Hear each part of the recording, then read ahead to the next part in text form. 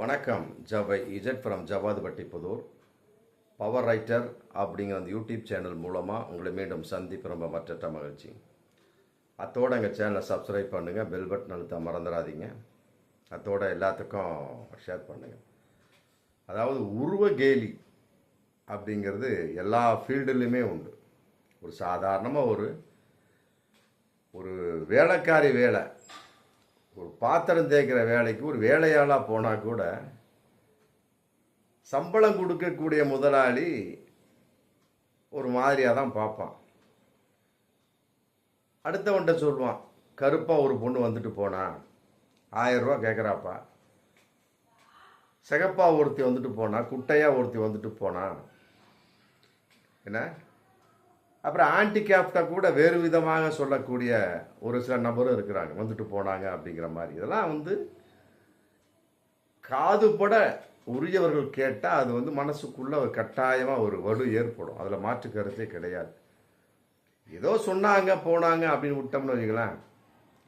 சில பேர் போட்டு கொடுக்குறவனு இருக்கிறான், எப்பா உன்னை இந்த மாதிரி சொன்னாங்க, உருவ கேலி பண்ணாங்க, நீ ஒல்லியாக இருக்கிற, குண்டா இருக்கிற, கருப்பாக இருக்குன்னு சொன்னாங்கப்பா அப்படி சொல்ல கொடுப்ப அதை துடைத்து எரிந்து விட்டு போகக்கூடிய ஒரு சூழலில் இருக்கிறவன் தான் இந்த உலகத்தில் மிகப்பெரிய ஆளாக வர முடியும். பொதுவாக ஒரு உருவத்தை வைத்து ஒரு மனிதனை நம்ம எடை போட்டு விட முடியாது. அதன் அடிப்படையில் ஒரு படம் அதர்ஸ் அப்படின்னு ஒரு படம், தமிழ் படம் தான், ஏன்னா ஆங்கிலத்தில் பேர் வச்சுருக்காங்க. ஏன்னா ஓடிடியில் அவங்க காசு பார்க்கணும் இல்லையா, அதனால் அதர்ஸ்னு வச்சுருக்கிறாங்க. அதில் ஆதித்யா மாதவன், கௌரி கிஷன் அப்படின்னு நடிச்சிருக்காங்க. ஆதித்யா மாதவன் கதாநாயகன், கௌரி கிஷன் அப்படிங்கிறது கதாநாயகி. அந்த பொண்ணு 96 அப்படிங்கிற 96 இல்லை 96ங்கிற ஒரு படத்தில் நடித்த ஒரு பொண்ணு. இன்றைக்கி கதாநாயகி நடிக்கக்கூடிய அளவுக்கு ஜம்ப் ஆயிடுச்சு அந்த பொண்ணு. நல்லா 2-3 படங்கள் இன்றைக்கி பண்ணிக்கிட்டு இருக்கிறாங்க. அதில் அதர்ஸ் அப்படிங்கிற படம், அதனுடைய ப்ரொமோஷனாக வெளியீட்டு விழா, இசை விழான்னு போட்டு அது எல்லாத்தையும் கூட்டமாக கூட்டி ஒரு பேசுவாங்க பார்த்தியா, அந்த மாதிரி ப்ரொமோஷன் விழா, தெரியப்படுத்தக்கூடிய விழாவில் பேசிகிட்டு இருக்க சமயத்தில் ஒரு யூடியூபர், ஆமாம் அப்போ யூடியூபர் ஆர்எஸ் கார்த்திக் அப்படிங்கிற யூடியூபர் கதாநாயகன் ஆதித்யா மாதவன்கிட்ட கேள்வி கேட்குறார். கேள்வி என்னங்க, அதனால் அந்த படத்தில் அதர்ஸ் அப்படிங்கிற படத்தில் ஒரு பாடல் காட்சி, அதில் கதாநாயகியான கௌரி கிஷனை தூக்கி, ஆமாம் அப்படி தூக்குறதான் எது, எம்ஜிஆர் சரோஜா தேவியை தூக்கலையா, இல்லை சிவாஜி பானுமதியை தூக்கலையா, எல்லாம் தூக்குனதான். தூக்கி பாடக்கூடிய ஒரு சூழல், வாணிஸ்ரீ வசந்த மாளிகையில் அந்த மாதிரிலாம் பல விதமாக தூக்கி அந்த சீன் அதில் இருக்கும்போது கதாநாயகியை பாடல் காட்சி தூக்கக்கூடிய ஒரு சீன். ஆதர்ஸ் மாதவன் தூக்குவார் போல இருக்கு கௌரி கிஷனை. அந்த சீனை பார்த்த உடனே அது யூடியூபர் ஒரு கேள்வி கேட்குறார். என்னங்க சார், இந்த மாதிரி ஆதித்ய மாதவனை கதாநாயகனை கேட்குறார், இந்த மாதிரி கௌரி கிஷனை தூக்குனீங்களே, என்ன வெயிட், என்ன சமாச்சாரம், நீங்கள் எப்படி அவ்வளோ குண்டாக இருக்கிறவங்கள தூக்குனீங்க அப்படிங்கிறது கேட்கக்கூடிய சமயத்தில் இதுக்கு இவர் சொல்கிறா, இல்லைங்க எனக்கு ஒன்றும் கஷ்டமாலாம் இல்லை. அவர் கேட்குறார், தூக்கும்போது கஷ்டமாக இல்லையா, அவங்களுடைய எடை எவ்வளோ இருந்தது, எத்தனை கிலோ, 60 கிலோவோ 70 அந்த மாதிரி கேட்பாங்க இல்லையா, ஆனால் எத்தனை கிலோ இருந்தது. அவர் நம்பரை போட்டு கேட்கல, எத்தனை கிலோ இருந்தது, தூக்கும்போது கஷ்டமாக இல்லையா அப்படின்னு கேட்குறார் யூடியூபர். பேட்டி கேட்குறார். கேட்கக்கூடிய சமயம் அவர் சொல்கிற ஆதித்யா மாதவன் சொல்கிறார், அதெல்லாம் அவள் இன்னைக்கு கஷ்டமாக ஒன்றும் கிடையாது, ஜிம்முக்கு நான் போகிறவன், அதனால் எனக்கு கஷ்டமெல்லாம் ஒன்றும் கிடையாது அப்படின்னு சொல்லிட்டு அது சகஜமாக கடந்து போயிடுறாங்க. பக்கத்தில் இயக்குனர் இருக்கிறாரு, மற்ற சோர்ஸை ப்ரொடியூசர் எல்லாம் இருக்கிறாங்க. இது சினிமா ப்ரொமோஷன் விழாவில் யூடியூபர் அப்படிங்கிற ஒரு கேட்ட கேள்வி, அவ்வளோதான் கேட்குறாங்க, மற்றபடி அதை கடந்து போயிடுறாங்க. இதை அடுத்து செய்தியாளர்கள் சந்திப்பு அப்படின்னு வைக்கக்கூடிய அதே ப்ரமோஷன் விழாவில் செய்தியாளர்கள் சந்திப்பு வைக்கக்கூடிய சமயத்தில் அந்த யூடியூபர் அங்கே இருக்கிறார். அப்போ அந்த கதாநாயகி நடித்த கௌரி கிஷன் அப்படிங்கிற அந்த பொண்ணு யூடியூபர்கிட்ட கேட்குது, என்னங்க நீங்கள் இப்படிலாம் கேள்வி கேட்குறீங்க ஆதித்யா மாதவன்கிட்ட, அதாவது தூக்கி நடிக்கக்கூடிய ஒரு சீன் வந்து படத்தில் இருக்குது. Right, okay. அதன் அடிப்படையில் வந்து வேறு விதமாக என்ன திறமை என்ன சமாச்சாரம்னு கேட்டிருக்கலாம். அதை விட்டு போட்டு என்னுடைய எடை என்ன, தூக்கும் போதில் கஷ்டமாக இருந்ததா, அப்படிலாம் கேள்வி கேட்குறீங்களே, இது நியாயமா அப்படின்னு அந்த பொண்ணு கேட்குது, கௌரி கிஷன். அது வந்து இன்னைக்கு ஒரு மிகப்பெரிய ஒரு பிரச்சனையாக போய் அப்புறம் அந்த பொண்ணு பேட்டி கொடுக்குது. இது வந்து உருவ கேலி, நான் என்ன அவ்வளோ பெரிய குண்டாவாக இருக்கிறேன், ஏன்னா இது என்னை வந்து கேலி செய்த ஒரு தனமான போனது, அதனால் ஏற்றுக்கொள்ள முடியாது. அதுக்காக வந்து யூடியூபரை வந்து நான் வந்து அந்த பொண்ணு சொல்லிட்டான். அதனால வந்து நான் யூடியூபரை நான் குறை சொல்லலை, இந்த மாதிரிலாம் கேள்வி கேட்காதீங்க அப்படின்னு சொல்லிட்டு அது அந்த பொண்ணு ஒரு நியாயத்தை பேசுது. இதை எடுத்துக்கொண்டு வரிந்து கட்டி கொண்டு இன்னைக்கு ஏகப்பட்ட பேர் கௌரி கிஷனுக்கு ஆதரவாக, மற்றபடி நடிகர் சங்கம் மற்ற ஷோ எல்லாம் ஒரு ஆதரவாக அந்த மாதிரி கேட்டு இருக்கக்கூடாது. மற்றபடி அந்த யூடியூபர் வந்து இதுக்கு முன்னால் 10 வருஷத்துக்கு முன்னாலேயே இன்னொரு நடிகிட்ட அந்த மாதிரி கேட்டார் அப்படிங்கிற மாதிரிலாம் இன்றைக்கி தகவல். இன்றைக்கி அதுக்கு வந்து அந்த ஆர்எஸ் கார்த்திக் அப்படி யூடியூபர் வந்து மன்னிப்பு கேட்டார். நான் வந்து அதாவது கௌரி கிஷன் வந்து எந்த அளவுக்கு அதை கேள்விப்பட்டு அதை அவர்கிட்ட வாதம் பண்ணி அப்புறம் அவர் ஒரு பதிவு போடுறார்.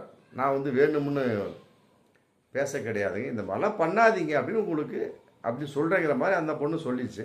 அதுக்கு இவரும் கேட்டுட்டு மற்றபடி அதெல்லாம் நான் அந்த மாதிரி அர்த்தத்தில் கேட்கலாமா, சாதாரண ஒரு பேட்டிங்கிறப்ப கேட்கக்கூடிய கேள்வி தான், மற்றபடி இதில் ஒன்றும் பெரிய விஷயம் கிடையாது. அது மாதிரி தவறாக இருந்ததை என்னை மன்னிச்சுக்குங்க, வருத்தம் போட்டு கைகூப்பி அவர் ஆர்எஸ் கார்த்திக் அப்படிங்கிறவர் யூடியூபர் கேட்குறாரு, முடிஞ்சு போச்சு. அந்த கௌரி கிஷனும் கேட்குது, அந்த ஸ்பாட்லேயே ஒரு வாக்குவாதம் இல்லாமல் இருந்தது தான் பிரச்சனை தான். வாக்குவாதம் பண்ணி மற்ற ஷோஸ் என்ன சப்ஜெக்டுக்கான பண்ணக்கூடிய சமயத்தில் அது போயிடுது. அதுக்கு தகுந்த மாதிரி அவரும் மன்னிப்பு கேட்டால் வேலை முடிஞ்சுது. ஆமாம், இதுக்கு வந்து 96 இயக்குனர் வந்து அவரும் சில மன்னிப்பு, மற்ற அந்த அதர்ஸ் அப்படி பட இயக்குனர் அவர் மதிப்பு, மற்றபடி வந்து ஆதித்ய மாதவன். ஆமாம், நான் பக்கத்தில் கேட்குறப்ப நான் பக்கத்தில் நின்றுருந்தேன். ஆமாம், உண்மையிலே நான் தடுக்காமல் போய்விட்டேன்னு சொல்லிவிட்டு அவரும் நான் வருதுகிறேன் சொல்லிட்டு அவரும் நான் தனிப்பட்ட முறையில் கௌரி கிஷன்ட்டே நான் மன்னிப்பு கேட்டுட்டேன் அப்படிங்கிறதையும் சொல்கிறாரு. நான் தனிப்பட்ட முறை மன்னிப்பு கேட்டு சொல்கிறேன். இல்லை, பிரச்சனை முடிஞ்சுது. இதை எதற்காக பெரிதுபடுத்த வேண்டும்? இது வந்து மகளிர் ஆணையம் வரைக்கும் கொண்டு போயிருக்கிறாங்க பாருங்கள். இதெல்லாம் வந்து தேவையற்ற ஒரு விஷயம். பொதுவாக நடிகை தொழில், சினிமா தொழில் அப்படிங்கிறப்ப நல்லது இருக்கும், கெட்டது இருக்கும். இதே மாதிரி தான் ஒரு 1 வருஷத்துக்கு முன்னால் மன்சூர் அலிகான் ஒரு டியோ அந்த பட ப்ரொமோஷனில் பேசினார் திரிஷாவை பற்றி. ஆமாம், கற்பழிப்பு சீனே இன்றைக்கி தரமாட்டேங்கிறாங்க. மற்றபடி வந்து எங்கள் காலத்தில் பல படங்களில் கொடுத்தாங்க, இன்றைக்கி ஒன்றுமே கிடையாது. திரிஷாவை வந்து நான் தூக்கிட்டு போய் கற்பழிக்கக்கூடிய சீன் இருக்குன்னு நான் நினச்சேன், ஏன்னா அதெல்லாம் ஒன்றுமே இல்லை. நான் அன்றைக்கி நம்பியாரில் எப்படி பண்ணாங்க, நான் அதெல்லாம் பண்ணுன்னு நான் நினச்சேன், ஏன்னா ஒன்றுமே இல்லை. திரிஷாவை கண்ணிலே காட்டலன்னு சொல்லிட்டு ஒரு யதார்த்தமான ஒரு பதிலை ஒரு பேச்சு பேசுகிறாரு. அது அன்னைக்கு மிக பெரிதாக்கப்பட்டு கடைசி வரைக்கும் மன்சூர் மன்னிப்பே கேட்கல. அப்புறம் அதுக்கு பின்னால் வந்து நான் மன்னிப்பு கேட்கவில்லை அப்படின்னு வேறு விதமாக ஒரு மன்னிப்பு கேட்குற மாதிரி ஒரு அறிக்கை விட்டு மற்ற ஷோன்ஸு அப்புறம் போலீஸ் ஸ்டேஷன் இது லொசுக்கணும். இது எதற்காக பெரிதாக்கப்படுகிறது அப்படிங்கிறது தெரியவில்லை. ஒருவேளை இந்த பட ப்ரமோஷனுக்காக படம் வந்து 100 நாள் ஓடணுங்கிறதுக்காக பெரிதாக்கப்பட்டதா? ஏன்னா இதுக்கு பின்னால் மிகப்பெரிய ஒரு சிக்கல் இருக்குது, மிகப்பெரிய ஒரு அரசியல் இருக்குது.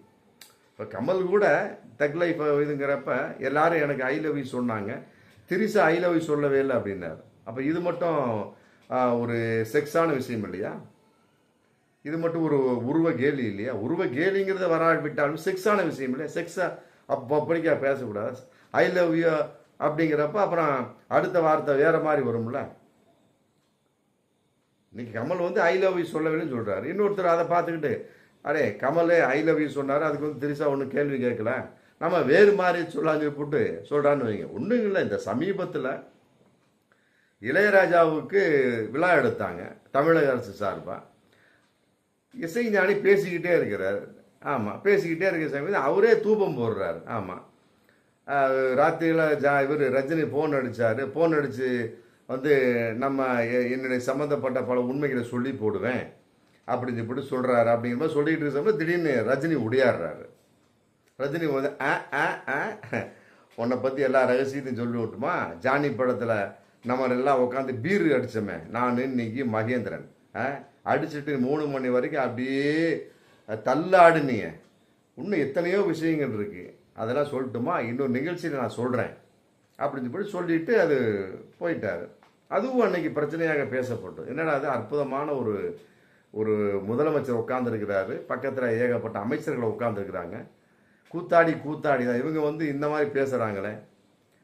ஒரு அற்புதமான கண்ணியமான கடமை நிறைந்த கட்டுப்பாடுகள் நிறைந்த அந்த அரங்கத்தில் ஒரு கூத்தாடி தன்னுடைய புத்தியை காட்டிட்டானே அப்படின்னு அன்னைக்கு பேச்சுக்கள் இருந்தது. நான் கூட சம்மந்தமாக வீடியோ போட்டிருப்போம். அதெல்லாம் வந்து ஒரு கலைஞர்கள் கான்செப்டில் கரெக்டாக வந்து அது வாயில் வரத்தான் செய்யும். அதன் அடிப்படையில் தான் வந்து ஆர்எஸ் கார்த்திக்கும் வந்து யூடியூபராக வந்து ஒரு சகஜமாக கேட்குறதான், சகஜமாக அதுக்காக வந்து உருவ கேலி மற்றபடி அப்படி இப்படி உணர்ச்சி வசப்படக்கூடிய அளவுக்கு இருந்தது அப்படின்னா சினிமா ஒத்து வராது. அதாவது கௌரி கிஷனுக்கு நான் சொல்லிக் கொள்வது, நல்லா புரிஞ்சுக்கிட்டு இது ஒரு பிரச்சனை பண்ணிட்டீங்களா, இதை வச்சு வேறு விதமாக பல விதமாக பிரச்சனை பண்ணக்கூடிய ஒரு சூழல். என்னடா இந்த பொண்ணு இதுக்கே எப்படின்னா அப்புறம் நடிகைங்கிற கான்செப்ட் சொல்ல வேண்டிய அவசியம் இல்லை. மலையாளத்தில் ஹேமா கமிட்டி இருக்குது, இங்கே மீ2 இருக்குது. அப்போ அது சம்பந்தம் ஏகப்பட்ட விஷயங்கள்லாம் இருக்குது. ஆமாம், இவர் எந்த நிலை அப்படிங்கிறது தெரியாது. கௌரி சங்கர், இது கௌரி கிஷன். மற்றபடி வந்து இன்றைக்கி வந்து கதாநாயகன் நடிக்கக்கூடிய அளவுக்கு உயர்ந்திருக்கின்றார். அதாவது இது சினிமாங்கிறதுல வந்து ஒரு உருவகேலி மற்ற ஒன்றும் இல்லை, செந்தில் அடையாத உருவகேலியா ரஜினிகாந்த் கருப்பாக இருக்கிறான்னு போட்டு ஒரு சீனோட அபூர்வ ராகங்களை விட்டுட்டார் கேபி. அப்புறம் அடுத்தடுத்து கொடுக்கக்கூடிய சமயத்தை பையன் கருப்பாக இருக்கான் அப்படிங்கிற கான்செப்ட். அப்புறம் பைரவியில் தான் வந்து சூப்பர் ஸ்டார் பேரை வச்சு தூக்கி விட்டாங்க. உருவகேலி அப்படிங்கிறது எல்லா ஃபீல்டும் இருக்குது. பட் ஓப்பனாக கேட்டிருந்து மற்ற ஓப்பனாக பேசியிருந்தா பரவாயில்ல. யூடியூபர் ஆர்எஸ் கார்த்தி வந்து ஒரு அந்த ஃபீல்டுக்கு தகுந்த மாதிரி எளிமையாக ஒரு சகஜமாக இயல்பாக கேட்டிருக்கார். ஆமாம், மன்சூர் அலிகான் அந்த மாதிரி தான் திரிஷாவை பார்த்து பேசினார். அப்படி தான் கமல்ஹாசன் ஐ லவ் யூன்னு திரிஷாவை பார்த்து சொன்னார். இதெல்லாம் வந்து அந்த ஃபீல்டுனுடைய சமாஜம், ஒவ்வொரு ஃபீல்டுக்கும் ஒரு சமாச்சாரம் இருக்கும். கட்டடம் கட்டுற அந்த மேஸ்திரி சித்தாலாம் பார்த்தீங்கன்னா அது ஒரு டைப்பாக இருக்கும். அது அவ்வளோதான் அந்த ஃபீல்டு.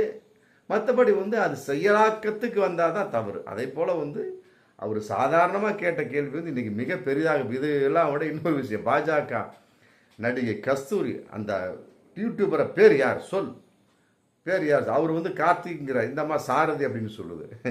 ஏன்னா சாதாரணமாக நடிகை கஸ்தூரியெல்லாம் இதை பேசக்கூடிய அளவுக்கு இந்த விஷயத்தை பெரிதுபடுத்தி விட்டார். உண்மையில் இது பின்னால் அரசியல் இருக்கிறது, இதற்கு பின்னால் மிகப்பெரிய ஒரு விளம்பரம் இருக்கிறது. ஆமாம், அதனால் வந்து இதை வந்து யாரும் பெரிதாக எடுத்துக்கொள்ள வேண்டாம். வரும் காலங்களில் உருவகேலி என்பது டைரக்டாக இல்லாமல் இன்டைரக்டாக இருக்கக்கூடிய சமயத்தில் இதை போன்ற ஆர்எஸ் கார்த்திகெலாம் வந்து நேரடியாகவும் கேட்க வேண்டாம். ஆமாம், அதன் அடிப்படையில் வந்து இதை வந்து மிக பெருசாக எடுத்துக்க வேண்டாம். ஏன்னு கேட்டால் இது அடிப்படையில் மீண்டும் சொல்லிக்கிறேன், கௌரி கிஷனுக்கு தான் இது பிரச்சனை. ஆமாம், இன்றைக்கி வந்து 96 அப்படிங்கிற படத்தில் 96 நடத்தப்பட்டு பெருசாக வந்திருக்கலாம். அடுத்து வந்து ஒவ்வொரு பிரச்சனை அப்படின்னு வச்சிங்களேன், கட்டாயமாக யாருமே உங்களை கதாநாயகர் கூப்பிடவே மாட்டாங்க. நல்லா புரிஞ்சுங்க. அப்படியே நம்ம இப்படி சொல்கிறோம்ப்பா, எந்த பொண்ணு இப்படி எடுத்துக்குது. அப்புறம் இதே புத்தி தான் எல்லா ப்ரொடியூசர்ட்டையும் வரும், எல்லா இயக்குனர்கிட்டையும் வரும். ஏன்னா கௌரி கிஷனை பார்த்து நான் கேட்குறேன், ஒருத்தவங்க தூண்டி விட்டுட்டாங்கன்னு துள்ளிட்டு இருக்காதம்மா. கௌரி கிஷனை பார்த்து நான் சொல்கிறேன், உனக்கு ஃபீல்டில் வந்து சான்ஸ் இல்லாமல் இப்போ தூக்கி விட்றவங்க எல்லாமே நாளைக்கு ஒரே நமக்கு அமைக்கிடுவாங்க. ஆமாம், அதனால் வந்து சினிமா அப்படிங்கிறது ஒரு மிகப்பெரிய ஒரு ஜிகனா மேட்ருங்க. அதனால் வந்து அரசியல் போல். ஆமாம், பாருங்கள், விஜய் டாமு டூமுன் தெக்கால வடக்காலைன்னு என்னென்னமோ கட்சி ஆரம்பித்தார். அவர் நினச்சிட்டார் ஸ்க்ரீன் பிளே போட்டு பண்ணிடலாம்னு. கரூர் 41 பேர் சாவு. யார் ஸ்க்ரீன் பிளே போட்டது? எதிர்பாராத சாவு. ஆமாம், 38 நாள் கழித்து வெளியே வர்றாங்க. ஒருத்தர் 16 நாள் கழித்து உத்தரகாண்ட்லேருந்து வெளியே வர்றாரு, ஒருத்தர் 30 நாள் கழித்து வெளியே வர்றாரு. அப்போ எதிர்பாராத ஒரு நடக்கக்கூடிய சமயத்தில் அந்த ஃபீல்டில் எவ்வாறு நிலைப்பது அப்படிங்கிறத நீங்கள் பாருங்கள். கௌரி கிஷனுக்கு நான் சொல்லிக் கொள்வது, ஏமா இது அதோட விட்டுருங்க. இனிமேல் வரக்கூடிய சமயத்தில் இந்த மாதிரி விஷயம் என்ன பெரிதுபடுத்தாதீங்க. ஆமாம், ஒரு இயக்குனரே கூப்பிடலாம், ஒரு ப்ரொடியூசரே வந்து டக்குன்னு வேறு விதமாக கூப்பிடலாம். அதை வந்து ஜோக்காக ஜாலியாக சந்தோஷமாக எடுத்துங்க. அப்போ தான் வந்து சினிமாவில் நிலைக்க முடியும். இல்லாட்டின்னு வச்சுங்க, எவன் இன்னைக்கு தூக்கி ஆடுறானவங்கள அத்தனை பேர் போட்டு டமீர்னு இந்த திருஷ்டி பூசணியாக போட்டு உடைக்கிறவன் உடைச்சி நாஸ்தி பண்ணி உங்களுடைய எதிர்காலத்தை ஸ்பாயில் பண்ணிடுவான். பார்ப்போம் மீண்டும் அடுத்த வீடியோ. நன்றி.